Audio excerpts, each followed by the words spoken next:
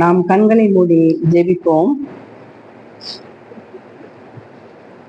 தீராத பாவம் வியாதியையும் மாறாத உந்தன் பலவீனமும், தீராத பாவம் வியாதியையும் மாறாத உந்தன் பலவீனமும் கோர குருசில் சுமந்து தீர்த்தார்.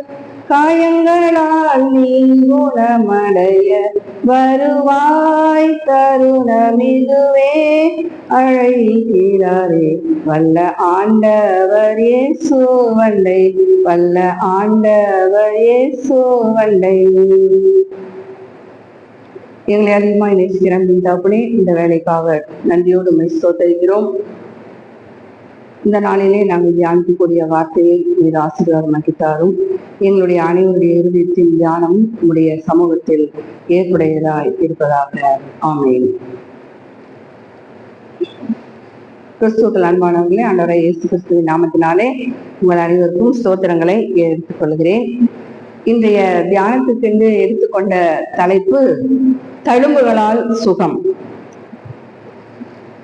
ஏசாயா 53ஆம் அதிகாரம் 5வது வசனம். ஏசாயா 53:5. யாராவது வாசிங்கள்.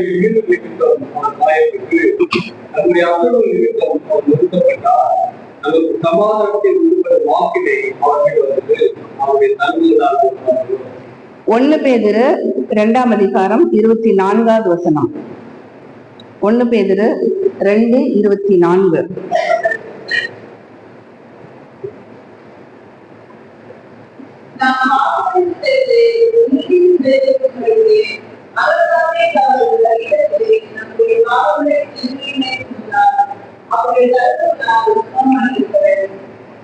ஏசாயாவுல வாசிக்கிறோம். இந்த ரெண்டுக்கும் ஒரு ஒற்றுமை இருக்குது. இந்த 2 வசனங்களிலும் ஒரு வார்த்தை திரும்ப திரும்ப சொல்லப்பட்டிருக்குது. அது என்ன வார்த்தைங்க? தழும்புகளால் குணமாகிறோம், குணமானீர்கள். அப்போ குணமாகிறோம் அப்படிங்கிறது பழைய ஏற்பாட்டின் காலத்துல ஏசாயா தீர்க்கதரிசியினால சொல்லப்பட்டது. புதிய ஏற்பாட்டுல பேதுருல குணமானீர்கள் அப்படின்னு இருக்குது. அப்ப குணமாகிறோம் என்பதற்கும் குணமானீர்கள் என்பதற்கும் இடையில ஒண்ணு நடந்திருக்கு. அது என்னவா இருக்கும்? சிலுவை மரணம். சிலுவை மரணம். அப்போ நம்மளுடைய வசனம் சொல்லுது, ஏசாயா 1ஆம் அதிகாரம் 6வது வசனம். ஏசாயா 1:6. இதுதான் நம்ம இப்பொழுது இருக்கக்கூடிய நிலை, நம்மளுடைய தற்போது நிலை. ஏசாயா 1:6 தெளிவா போட்டிருக்குது.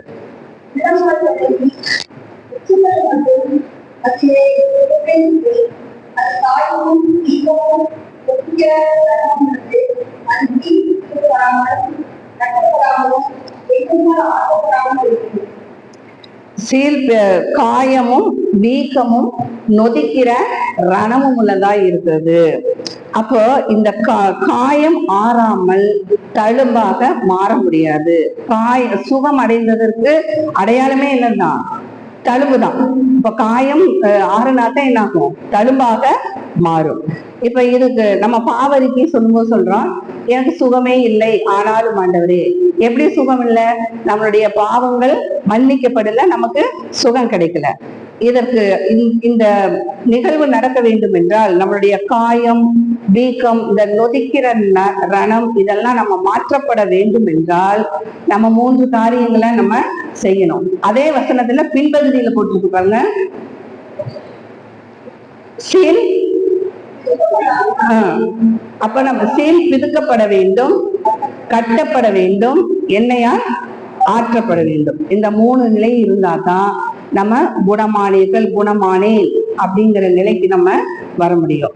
அப்போ மீறுதல்கள் நிமித்தம் அவர் காயப்பட்டாரு, அவருடைய தழும்புகளால் நம்ம குணமாகிறோம். இந்த 2க்கும் இடைப்பட்டது என்ன? அவருடைய சிலுவை மரணம் பாவ மன்னிப்பை நமக்கு கொடுக்கின்றது. இது சாதாரணமாக நான் எடுத்துக்கொண்டவர் தாவீது. காயம்ங்கிறது மறைக்கப்பட்ட பாவங்கள், பாவத்தின் மீறுதல் தான் அது. காயம்ங்கிறது மறைக்கப்பட்ட பாவங்கள். தாவீதினுடைய பாவம். தாவீது என்ன பண்ணான்? பச்சைபால் இடத்துல பாவம் செய்தான். அது முதல் பாவம். அதாவது ராஜாக்கள் போருக்கு போக வேண்டிய காலத்துல இவன் போருக்கு போகாம இருந்தது முதல் பாவம். அடுத்தபடியா என்ன பண்றான், அவருடைய மனைவிய எடுத்துக்கொண்டான், உப்பருகையின் மேல போய் நின்று பாக்குறான். அடுத்தது உரியாவை கொண்டான். இப்படி பாவத்துக்கு மேல பாவம் செய்து கொண்டே இருக்கிறான். பாவத்துக்கு மேல பாவம் செய்து கொண்டு இருக்கும்போது அது வீக்கமும் நொதிக்கிற ரணமும் உள்ளதாய் இருக்குது. அப்ப இதை என்ன பண்ணணும், நம்ம புறையோடு இருக்கக்கூடிய பாவத்தை சரி செய்ய வேண்டும். இந்த காயம் ஆறாமல் பாவ மன்னிப்பின் நிச்சயத்தை பெறாமல் நாம் தழும்பாக குணமானே என்ற நிலைக்கு நாம் வர முடியாது. சரி செய்யப்பட வேண்டிய காரியத்துல முதலாவதாக சீல் பிதுக்கப்பட வேண்டும். தாவீதின் பாவத்தை தேவன் நாத்தான்வேல் மூலமாக அவருக்கு உணர்த்துறாரு. எப்படி உணர்த்துறாரு? ஒரு பட்டணத்துல ஒரு ஐஸ்வர்யவான் ஒரு தரித்திரன் இருக்கிறாங்க. அப்ப அந்த ஐஸ்வர்யவானுக்கு நிறைய ஆடு மாடுகள் இருக்குது. அந்த தரித்திரனுக்கு ஒரே ஒரு ஆடுதான் இருக்குது. அந்த ஒரு ஆடு அவன் செல்லமா வீட்டுல வளர்த்து கொண்டு இருக்கிறான். அந்த வழியா ஒரு வழிபோக்கன் வர்றான். அந்த வழிபோக்கனுக்கு விருந்து பண்ணணும் அப்படிங்கிறதுக்காக இந்த ஐஸ்வர்யவான் அவங்கிட்ட இருக்கிற நிறைய ஆடு மாடுகள்ல அதுல ஒண்ணு எடுத்து அடிச்சு அவனுக்கு விருந்து பண்ணதுக்கு மனசு இல்லாம அவன் தரித்திரன் கிட்ட இருக்கக்கூடிய அந்த ஒரு ஆட்டை எடுத்து விருந்து பண்ணான். அப்போ இந்த செய்திய நாத்தான் என்ன பண்றான், தாவீது கிட்ட சொல்றான். தாவீது கிட்ட சொன்ன உடனே தாவீதுக்கு ரொம்ப கோபம் வந்துருச்சு. அப்படியா, அப்படிப்பட்டவனை என்ன பண்ணணும், கொலை செய்யப்படணும் அப்படின்னு சொல்றான். அப்ப நாத்தான் என்ன சொல்றான், அந்த வசனத்தை வாசிங்க. 2 சாமுவேல் 12:7.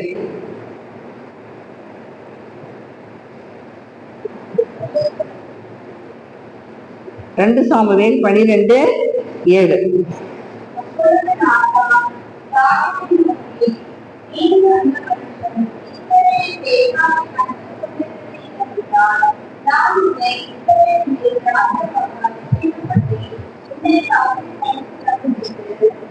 அப்ப நீயே அந்த மனுஷன் அப்படின்னு சொல்றான்.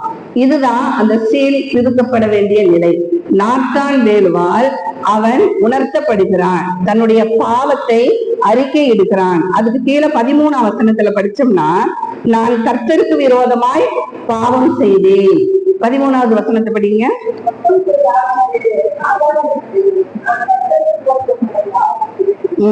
கர்த்தருக்கு விரோதமாய் பாவம் செய்தேன் அப்படின்னு. அப்போ தன்னுடைய அந்த அவங்கிட்ட இருக்கிற அந்த பாவத்தை அறிக்கையிடுறான், பாவ மன்னிப்பின் நிச்சயத்தை பெற்றுக் கொள்ளுகிறான்.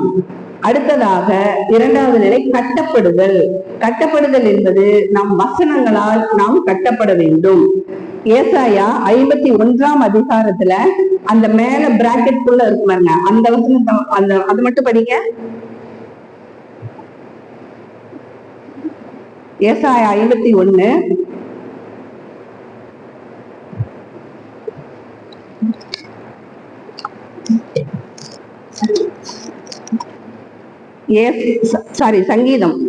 சங்கீதம் 51.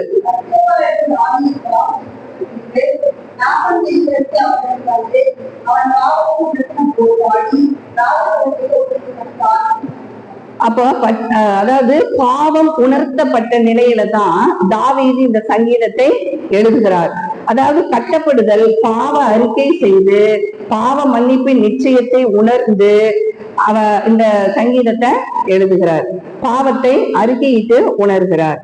அடுத்தபடியாக எண்ணெயால் கட்டப்படுதல், ஆற்றப்படுதல். 3வதாக எண்ணெயால் ஆற்றப்படுதல். எண்ணெயால் ஆற்றப்படுதல் என்பது அபிஷேகத்தால் நிரப்பப்படுதல், அபிஷேகத்தால் ஆற்றப்படுதல்.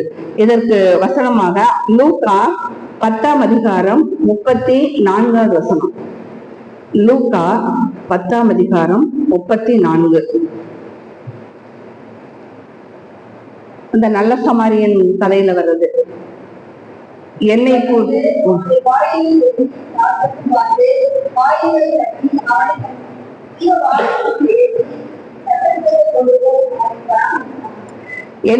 எண்ணெயால் வார்த்து அவனை சத்திரத்துக்கு கொண்டு போய் அவனுடைய காயங்களை கட்டி சுகப்படுத்துறான். அடுத்தது யாக்கோபு 5:14.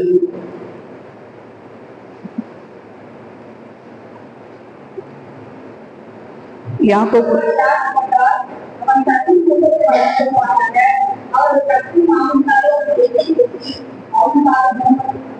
அப்ப எண்ணெய் பூசி நாம் ஜெபிக்கும் பொழுது கட்டாயம் அந்த இடத்துல சுகம் கிடைக்கிறது. அப்ப அந்த சுகம் தழுமாக மாற்றப்படுகிறது, அபிஷேகம் பெறப்படுகிறது. அப்போ அவன் பாவம் செய்தவனானால் அவனுக்கு மன்னிக்கப்படும். அப்ப பாவம் மன்னிக்கப்பட்டாதான் சுகம் கிடைக்கும், சுகம் தழும்பாக மாற்றப்படும். மார்க்கு 6:13. மார்க்கு 6:13.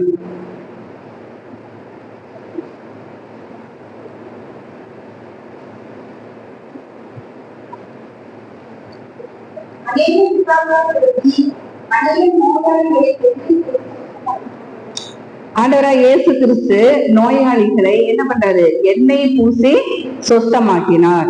அப்ப நம்ம சொஸ்தமாகிறதுக்கு இந்த எண்ணெய் ஒரு முக்கிய காரணமாக இருக்கிறது. இந்த எண்ணெய்ங்கிற அந்த அபிஷேகம் இருந்தாதான் நம்ம சொஸ்தமாக முடியும், குணமடைய முடியும், காயம் தழும்பாக மாற்ற முடியும். தாவீது இவ்வளவு பாவம் செய்திருந்தாலும், அவனுடைய காயம் பெரிதாக இருந்தாலும், வீக்கம் உள்ளது, நொடிக்கிற ரணமுள்ளதா இருந்தாலும், தாவீது என்ன பண்ணான்? நாத்தான் வேலுவால அந்த சீல் பிதுக்கப்பட்டு வசனத்தால அவன் கட்டப்பட்டிருந்தான், எண்ணெயினால் அபிஷேகம் பண்ணப்பட்டு இருந்தான். அதற்கு அடையாளமாகத்தான் ஏசாமி என்ன சொல்றாரு? அப்போஸ்தலர் 13:22 சொல்லுது. அப்போஸ்தலர் 13.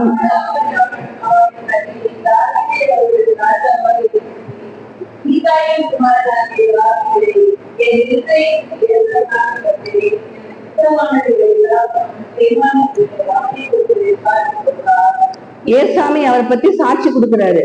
எப்படி சாட்சி கொடுக்கிறாரு? ஈசாயின் குமாரனாகிய தாவீதை என் இருதயத்துக்கு ஏற்றவன். எப்படி சொன்னாரு? இருதயத்துக்கு ஏற்றவன்.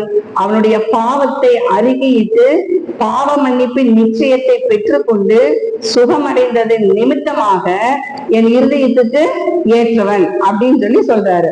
அது மட்டும் இல்ல, இந்த தாவீது வம்சத்துலதான் ஆண்டவராய் இயேசு கிறிஸ்து பிறந்தார்.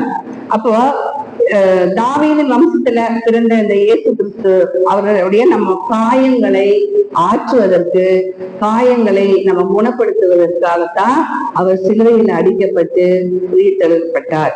இவ்வாறுதான் நாமும் நம்மளுடைய மீறுதல்கள், நம்மளுடைய பாவங்கள் ஏதாவது நம்ம இயேசுவை காயப்படுத்தி இருந்தா அந்த பாவ அறிக்கை செய்து அந்த சீல் திருத்தப்பட்ட நிலையிலும் அந்த வசனத்தால் கட்டப்பட்ட நிலையில் இருந்தால், எண்ணெயால் அபிஷேகம் பண்ணப்பட்ட நிலையில் இருந்தால் மட்டுமே நான் சுகமானேன் என்ற நிச்சயத்துக்குள்ளாக வர முடியும்.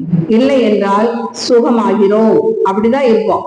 சுகமாகிறோம் அப்படின்னு சொல்லி அந்த பாவ அறிக்கை சொல்லும் போது நம்ம சொல்றோம் இல்லைங்களா?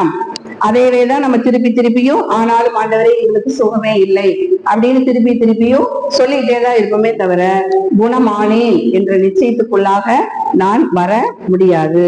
காயம் ஆறாமல் தழும்பாக மாறாது. தழும்பு இல்லாமல் சுகம் நமக்கு கிடையாது. காயம் தழும்பாக வேண்டும் என்றால் பாவம், நம்மளுடைய பாவங்கள் மன்னிக்கப்பட வேண்டும். அப்போதுதான் அந்த காயம் தழும்பாக மாற முடியும். பாவம் மன்னிக்கப்பட வேண்டும் என்றால் 3 காரியங்களை தான் நம்ம பார்த்தோம். ஒண்ணு, சீல் பிதுக்கப்பட வேண்டும். அது எந்த நிலை? பாவத்தை அறிக்கையிடக்கூடிய நிலை. அடுத்தது கட்டப்படக்கூடியது, நம்ம வசனத்தால் கட்டப்பட்டிருக்க வேண்டும்.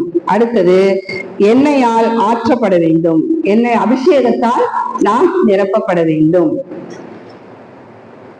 நாம் சற்று நேரம் அமைதியாக இருந்து நம்மை நாமே சோதித்து பார்ப்போம். கண்களை மூடி நாம் இந்த நாளிலே கர்த்தருக்கு விரோதமாக செய்த காயங்கள், வீக்கம், நொதிக்கிற ரணம், இது எனக்குள் காணப்படுகிறதா? என்னுடைய மீறுதல்களின் நிமித்தம் ஆண்டவராகிய இயேசு கிறிஸ்துவை நான் இன்னும் காயப்படுத்தி கொண்டுதான் இருக்கிறேனா? நான் முழுமையாக பாவ மன்னிப்பின் நிச்சயத்தை பெற்றிருக்கிறேனா? என் பாவங்களால் ஏற்பட்ட காயங்கள் இயேசுவில் தழும்பாக மாறி இருக்கிறதா, அல்லது இன்னும் இயேசுவில் என்னுடைய பாவம் காயமாகவே இருக்கிறதா?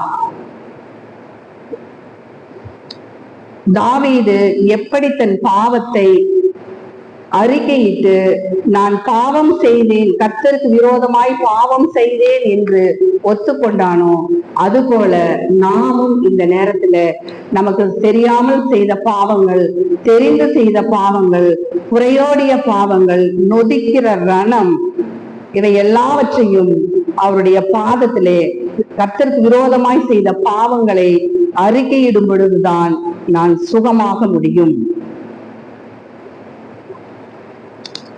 நம்மால் ஏற்படுத்தப்பட்ட காயங்களை இயேசுவில் தழும்பாக மாறி இருக்கிறதா? இதன் மூலம் நான் குணமானேன் என்று சொல்ல முடியுமா, அல்லது குணமாகிக் கொண்டிருக்கிறேன் என்று சொல்ல முடியுமா? இதில் எந்த நிலையில் நாம் இருக்கிறோம் என்று சற்று நம்மை நாமே சிந்தித்து பார்க்க வேண்டும். குணமாகிற நிலையில் இருந்தால் ஒவ்வொரு நாளும் எனக்கு சுகமே இல்லை, ஆனாலும் ஆண்டவரே என்றுதான் நாம் ஜெபித்துக் கொள்ள வேண்டும். சுகமானேன் என்ற நிலைக்கு வரும்பொழுதுதான் என்னுடைய காயம் இயேசுவில் தழும்பாக மாறி இருக்கிறது.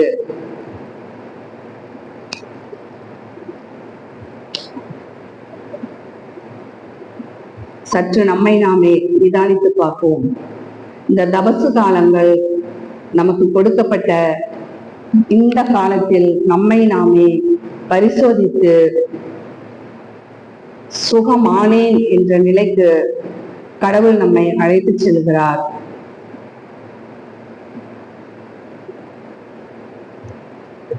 ஜெபம். எங்களை அதிகமாய் நேசிக்கிற அன்பின் தகப்பனே, இந்த அதிகாலை வேலைக்காக உங்களுக்கு நன்றி செலுத்துகிறோம். ஆண்டவரே, கேட்கப்பட்ட செய்தியை நீர் ஆசீர்வாதத்தை தந்ததற்காக உங்களுக்கு நன்றி சுவாமி.